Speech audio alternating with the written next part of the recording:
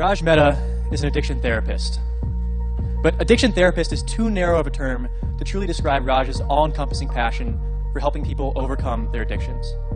In fact, Raj is extra motivated because he overcame an addiction to heroin himself. He's been there. He knows what it's like. Now, he stands before us today to challenge our deeply rooted beliefs about what addiction is and what it means for our society. Ladies and gentlemen, Raj Mehta.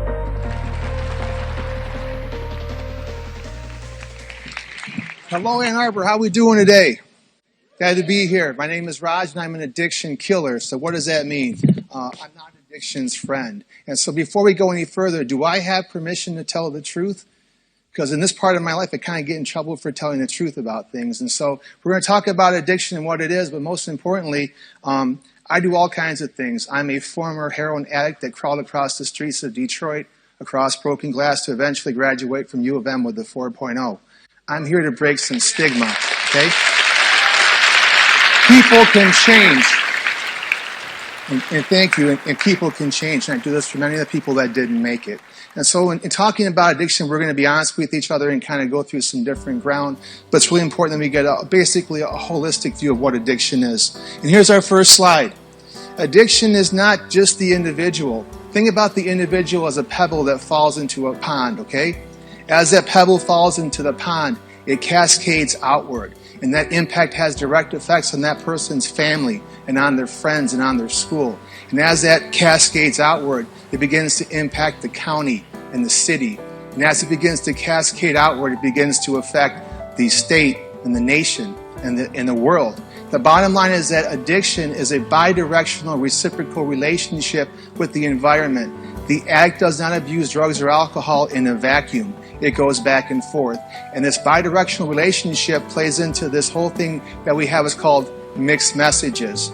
America is in a constant state of ambivalence, feeling two ways about addiction. For example, we say that drugs are illegal, but they're really easy to get a hold of. Just try going on Silk Road. We say drugs are illegal, but we have kids that are abusing them that get caught and get in trouble. And so we have all these things that are going back and forth, all these mixed messages. Let's give an example of that.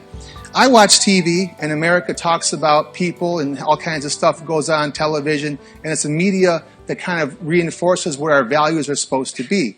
So I watch politicians on television. I'm not dumb, but I can't understand some of their statements. And politicians will say, the children are our future, and the future is our children. So I'm thinking about that in terms of, okay, that must be very important to you, what you're talking about.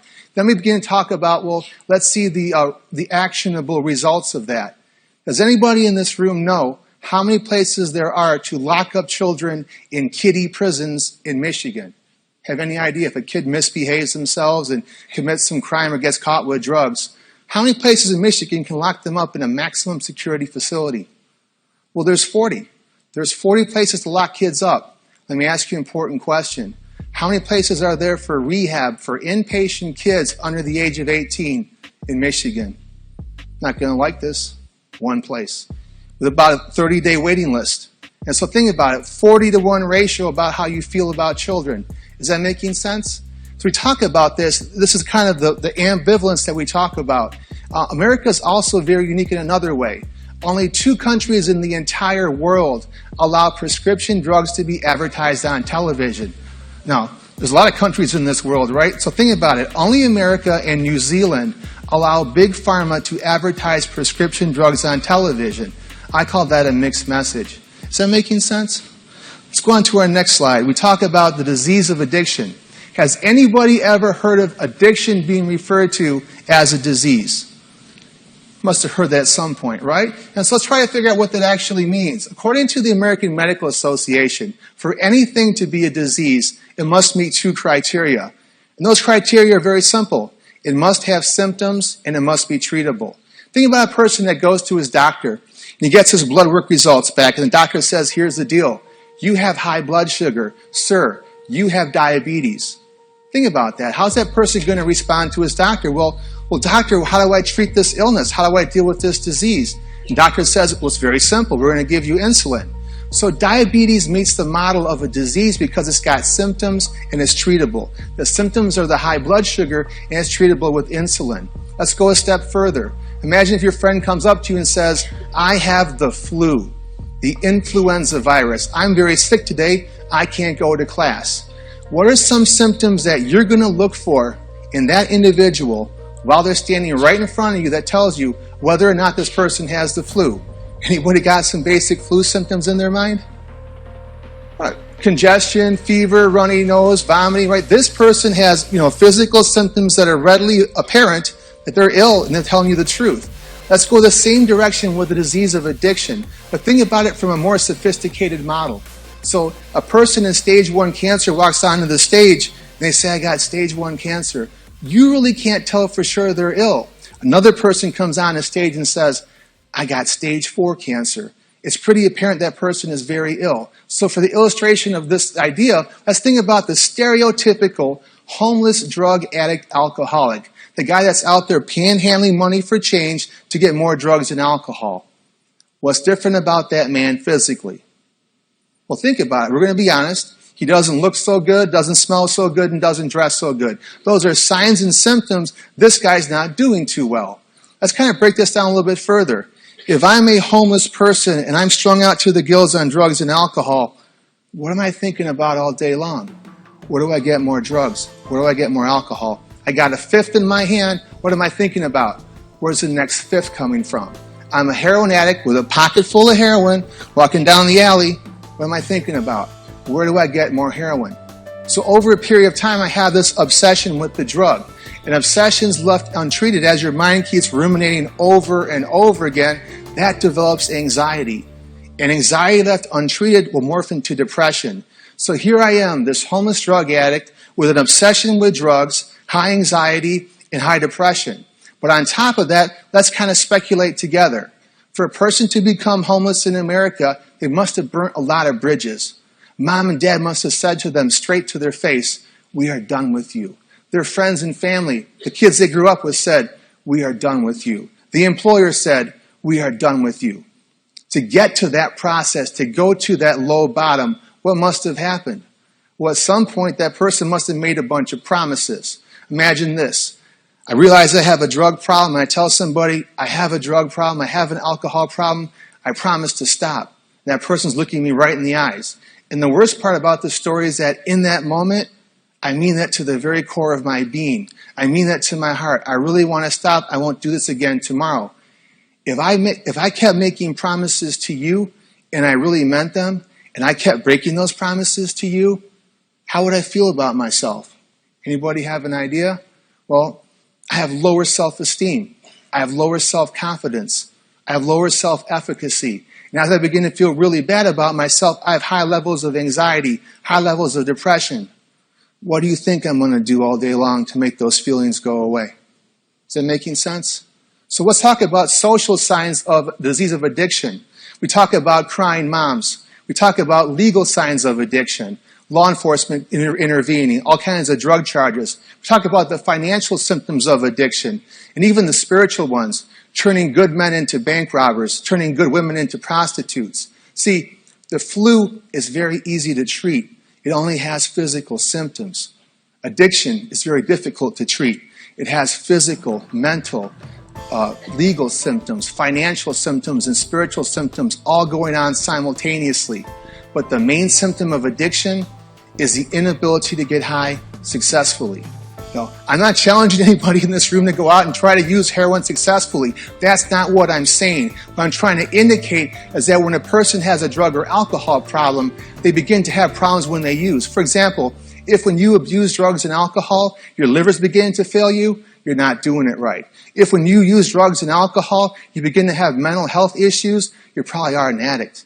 If when you get high, your mom begins to cry, your wife begins to cry, your brother begins to cry, you probably have an addiction problem. If when you get high, law enforcement keeps showing up, there could be an issue there, right? And if when you get high, you begin to break your spiritual values, your morals, and your belief system, there could be an issue that's going on. Is that making sense? So we talk about on the micro level, this inability to get high successfully. And this is called, basically, addiction is a biopsychosocial disease that's undergirded by damage and dysfunction to the reward feedback loop of the brain. Essentially, That precious part, the most valuable real estate in the world, the mind, has been hijacked. And I can illustrate this with the 3 C's: cravings, trying to control, and consequences. Addicts have intense cravings to use drugs and alcohol. If you want to know what those cravings feel like, I can give you an experiment.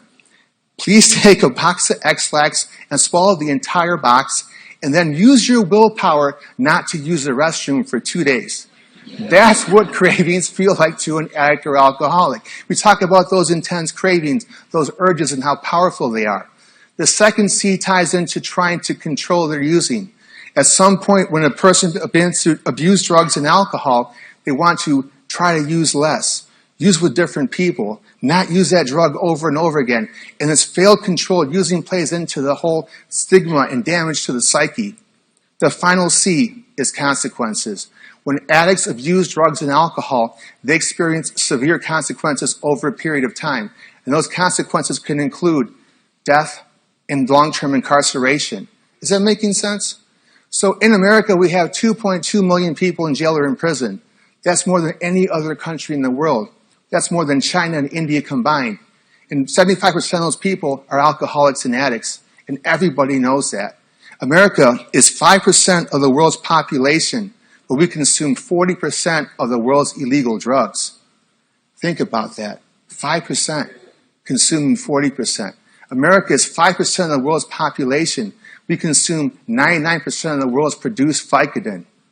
Wow, that's amazing. Let's talk about policies and things that actually influence and promote addiction.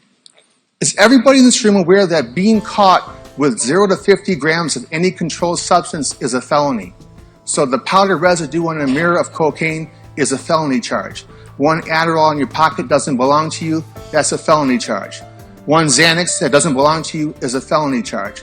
So let's go with a hypothetical scenario. Let's say that I'm a U of M student and I'm walking around and I haven't been studying for my examination and kind of blowing off the test. One of my friends says to me, "Hey Raj, you got to cram. You got to do 24 hours of studying. How are you going to do that?" Well, I'm going to take some Adderall. So I swallow a couple Adderall, keep 1 in my pocket for good luck, right? And I get all my work done and I get my examination done. And the next day I want to celebrate that with a beer. So I'm drinking a beer on campus and all of a sudden campus police show up. They're like, "Hey, young man, what's that in your pocket?" "Oh, don't worry, officer. That's just an Adderall that my friend gave me for my examination. Now I have a felony charge. Then I have a felony conviction." In case you don't know that, with a felony charge and felony conviction, you can't even work at McDonald's. You can't even get a student loan. And now I'm set up for the spiraling staircase downwards into the stigma and despair of addiction. Is that making sense? We talk about things and want to kind of bring the idea home that addiction on a macro level is a systemic failure. It's a failure in institutions, organizations, and policies that drive and promote addiction over and over again. There's a famous story about the starfish on the shore. A mom and her daughter came to the beach and they saw thousands of starfish being washed onto the shore. And the mom began to look at this and the daughter watched it as well, and they began to observe as the starfish began to die. The little girl began to pick up the starfish one by one and throw them back into the water. The mom is watching this and she kind of rolls her eyes. She says, "Honey, it doesn't matter. There's so many starfish there. It's inconsequential." And daughter looks up at her mom and she says, "Well, Mom, it matters to the ones that I throw back in." You follow what I'm saying? It matters to the individual. It matters to their family. But now we have to stop the tide. We got to stop the tide from rolling in. So instead of looking at addiction from this criminal model, instead of viewing addiction from the lens of criminality, let's begin to look at addiction through the lens of a mental health issue as a mental health disorder. Is that making sense? Fortune favors the bold. Thank you for your time.